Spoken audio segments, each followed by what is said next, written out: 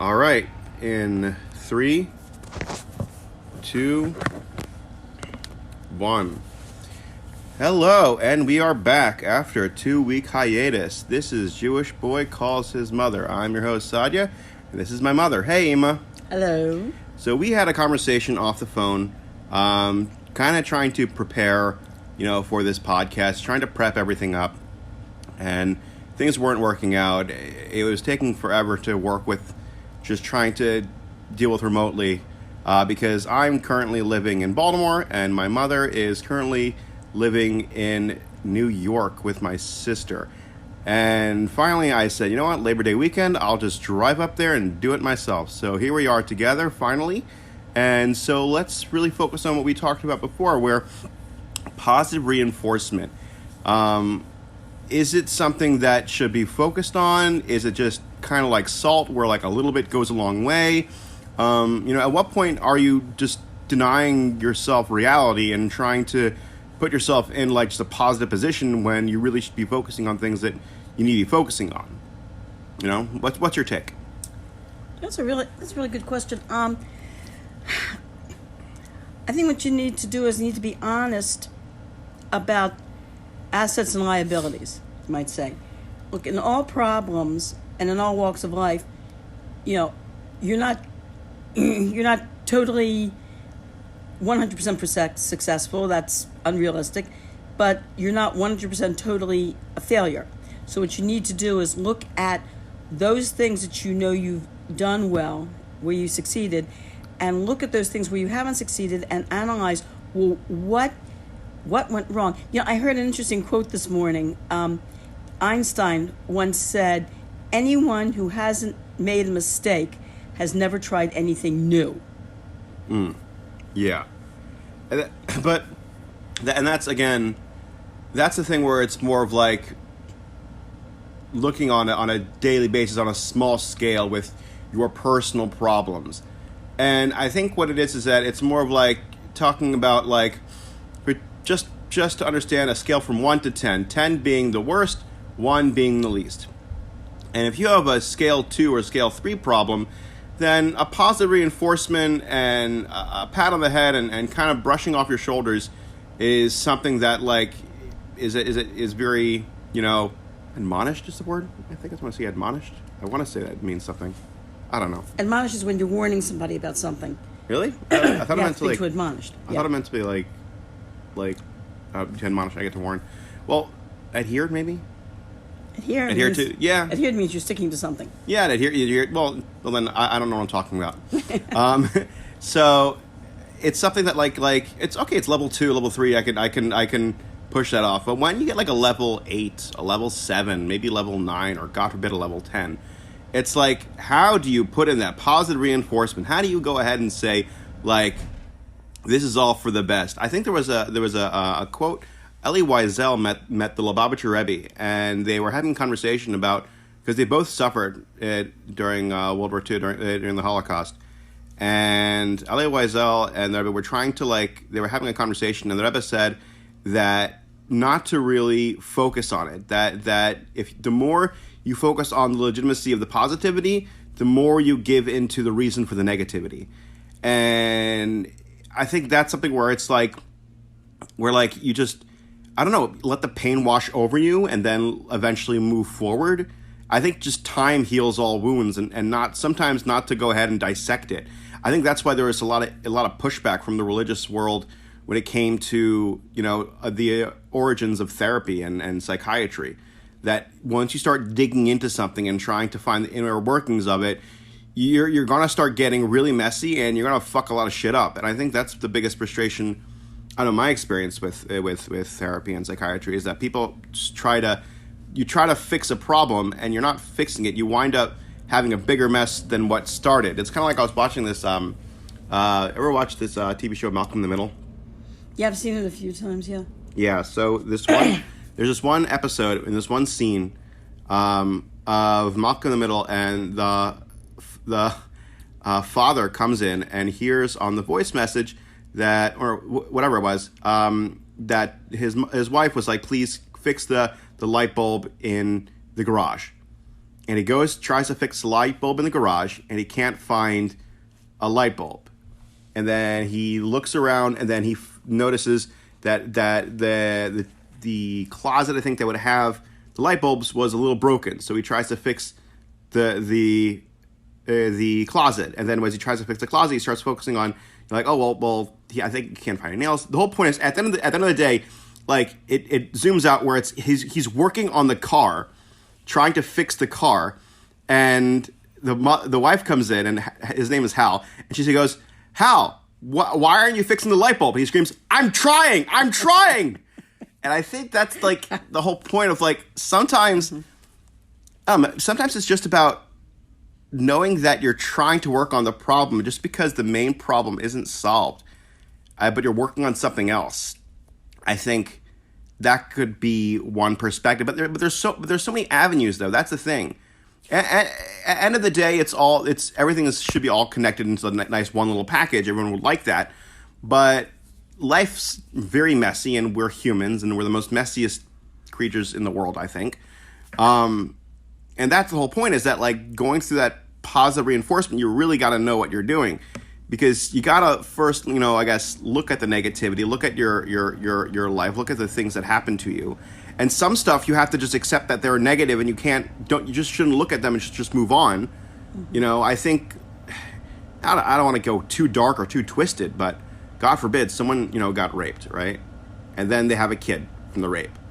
Are you going to legitimize the rape because of the kid? And the kid grows up to be a doctor that cures cancer. Like that? No, don't. I think that's something you shouldn't talk about. You hit on something about the idea. Part of it sounds like a good part of it, if a person's going to be mentally healthy, is learning to accept life on its own terms. Yeah, stuff happens in life, but let's pick up and let's go on from there. When I went to Beis Rivka, we heard a very interesting. What's Beis Rivka again? It's the Jewish. It's the Chabad seminary in New York. Okay. One of the instructors and one of the teachers there was Rabbi Nisa Mengel, who he survived Auschwitz. He was only 9 years old when he went to Auschwitz. He was about 10 and a half, maybe 11 when the camp was liberated. He actually faced Dr. Mengele, and he has some amazing stories about how he survived the Holocaust as a little boy. And Rabbi Mengel was one of these very upbeat, positive men. I remember him as a Rebbe. He was, he was very robust, very healthy, very robust. And I was surprised when I attended his lecture to find that he was a Holocaust survivor. But there was a girl that was angry about something, and she came to him for advice. And he said to her, there is no excuse on the face of the earth for anybody to be angry. I thought, my God, here is a man who lost his family in the Holocaust at a very young age, who survived all sorts of unbelievable tortures under Mengele. And yet this is a man with a wonderful, positive attitude of there is no reason in the world for anyone to be angry. See, that's the thing. It's like when someone like that says something like that, it in my opinion, I mean, this is just going to be my selfish, childish way of saying it. It's like, you took away my ability to get angry. Like, fuck you, I want to get angry. Like, how could you do that? No, because it's like, no, there's this part to me that there's a pleasure. There's an anger. People do things because they want to do them. Like deep down inside, you are in a position because you want to be there. Now, I know that's something very harsh to say sometimes when people being in situations like, well, how can you say that? This happened to me and that happened to me. I'm not going to get too into my personal life, but certain things happened where I had to, as soon as I accepted that I was in charge of my life, that I wanted to be in that position, it flipped the script to where I was and gave me the power to overcome it and to move past it. When you go ahead and you do that, where you go ahead and say, like, oh, I'm right now in this terrible relationship. clearly we're not getting along. Clearly this isn't going to working out. Clearly we've tried numerous times, and this is just a failing relationship, or God forbid you're in an abusive relationship. As soon as you say, I'm in it because I want to be here, once you say that, you're going to realize a lot of things about yourself, and also you're going to find the retort of why you shouldn't be there, and you'll get yourself out of it. I'm not telling you this as a guarantee or listen to me, blah, blah, blah. This is just experiences I've had, things I've done, and stuff that I've used to interact between myself and other people. You know, me and my younger brother, one of my younger brothers, we would have a lot of conversations about pushing each other to do better. You know, we would always get under each other's skin and definitely, like, piss each other off. But it was a piss off in a way of saying that, like I hate that you're right. And that's the way that, like, we kind of really pushed each other, where we had someone else tell us that, like, something we really didn't want to hear, but realized it was the truth. And it kind of reminds me of this one song. I think it's the Lemonade song. I forgot who sings it, but it starts off with, "The truth will set you free, but first it will piss you off." and I think it's very honest, where it's like there's a positivity in honesty, because it's honesty. Honesty is very refreshing. And once you take honesty in a way of saying it's more beautiful than lies and falsehood and other, I guess, negativity, then that's, I would say, a good framing of saying that positivity is just honesty. I'm not telling you to go ahead and listen to, like, you know, Gordon Ramsay yell at you, call you a piece of shit. Oh, he's being honest. No, he's being rude. He's being rude. There's a difference between being honest and being an asshole. Someone could be honest, and you could look at him and be like, you know what? It breaks my heart to know that you're right, because I wish that wasn't so true, but it is, and I have to work on myself. It's not going to be helpful where someone goes ahead and say, oh, because you're a lazy fat piece of shit who deserves to fucking have nothing in his life. You're not being honest. You're just taking really harsh words and legitimizing them by saying, oh, I'm just being honest. It's not honesty. That's not right. No. What honesty is that small prick of truth, where it's like you can't deny it. And if you accept it, you will definitely have a better life. And I think, for me, I kind of deal with that sometimes where I'm talking to people online or reading the news or trying to, like, get a better grip on reality. And someone says something where I'm like, I hate the fact that you're on the opposite side of me, but that's right. And I have to accept the fact that it's right. You know, and I think that's the part of, in a way, of positivity, because we're all trying to get to the end goal. The end goal is pure honesty, I would say, and that's really for the next world. I think the next world is more honest than this world because they have nothing else to lose. But that's kind of how this world works. We are in a world of lies. This is just a world in Hebrew. It's called sheker. And then it's very common for a lot of rabbis to say that this world is world of sheker, of lies, and it's just something that, you know, is accepted. But we as human beings should be able to elevate this world and at least try to bring some level of honesty. Well, you just jolted my memory a little bit, because I remember the way I was raised, or most of us were raised in, you know, those of us who were raised in the say 1950s. That our parents' idea and our teacher's idea was that, to quote Michael Savage, that verbal and psychological abuse was considered part of good upbringing. And I remember then, I mean, the teachers and the parents thought that if they shamed you, if they yelled at you, if they put you down, that you would work harder. That was their idea, or it would make you tougher. So around 1960, there was, maybe mid-1960s, there was a Israeli child psychologist who made, he became very popular. His name was Dr. Chaim Ganut. And David Susskind had him on his show.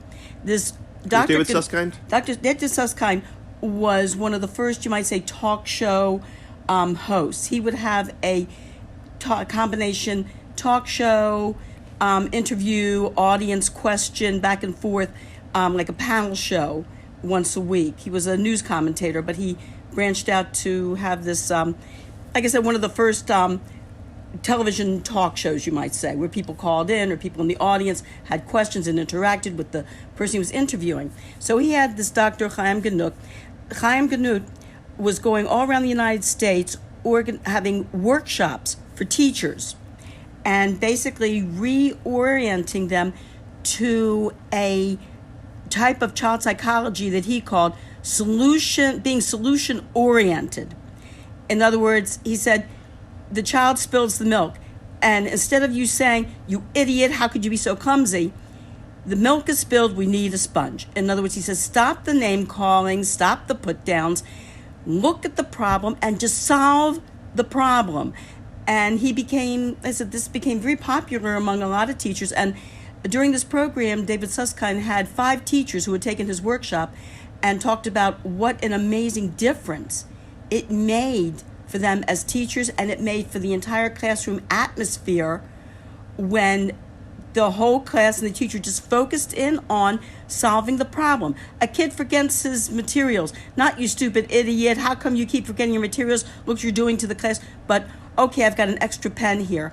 Or, "Hey, let's sit down and let's figure out a method so that you have all your materials in one place and that you don't forget them." Yeah, it's funny you say that because I feel like that's great for kids, but it's also very important for adults. In the workforce, I'm not alone in this. I'm pretty sure that like you get some project manager or some people above you who just rip into you, and they rip into you because they were ripped on.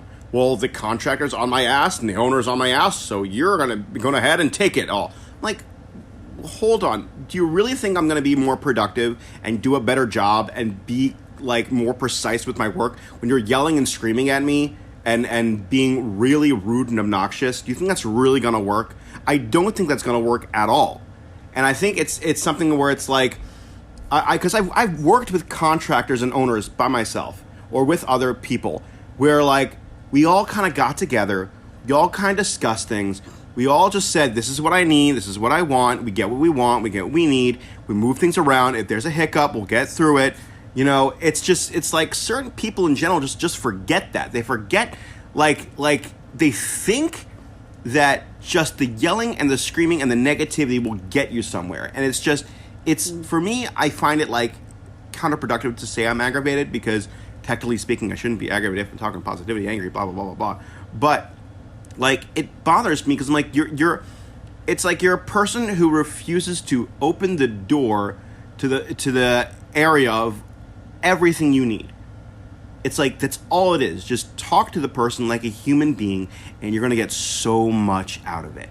And I've experienced that where sometimes people would be yelling or screaming at me and I just have to calm myself down, just chill out, and then talk to them like a human being, and they respond like a human being. And it's this part of the world where it's like there's just this level, there's some kind of shell around this layer of positivity where there's just this shell of negativity, and you have to just remove that shell by any means necessary in a positive manner to elevate that inner positivity to make this world a better place. And that's something that's just really, I think, is very important for everyone to hear. Well, I think these people that basically come down on other workers so hard like this in a personal way, first of all, it's negative energy, and you're not going to solve the problem. In fact, you're taking the energy that you could have used to solve the problem to just put another person down, which is not going to be productive at all. And I think these people, quite honestly, unfortunately, they have, if you've got the type of personality where you need to put somebody else down to feel better about yourself, then, hey, you must not have a very pleasant life. Yeah, no, that's kind of where I kind of started speaking to them like a normal human being.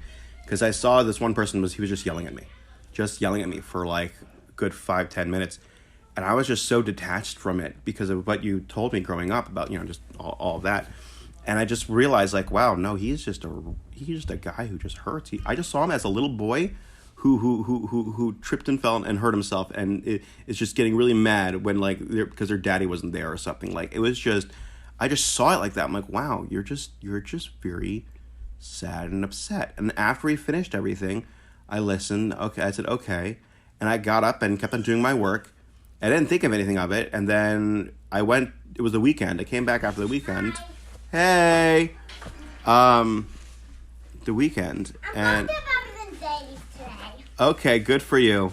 For the whole entire Shabbos. Whole entire Shabbos. Uh-huh. Until after Shabbos. I mean like after Shabbos. Yeah, this is my granddaughter Faggy. Hey, Faggy. Hey, we're in the middle of something, but I always have time for you. I know you. Yes, you do. All right, we gotta call it quits. Woo! Yes, thank you so much for listening. We hope to hear from you. Send comments. And if you can find me on Facebook or Instagram, or you can find my mother on Facebook or Instagram, go ahead and message us and we'll send you that information. Thank you so much. Have a wonderful day and have a great Labor Day weekend.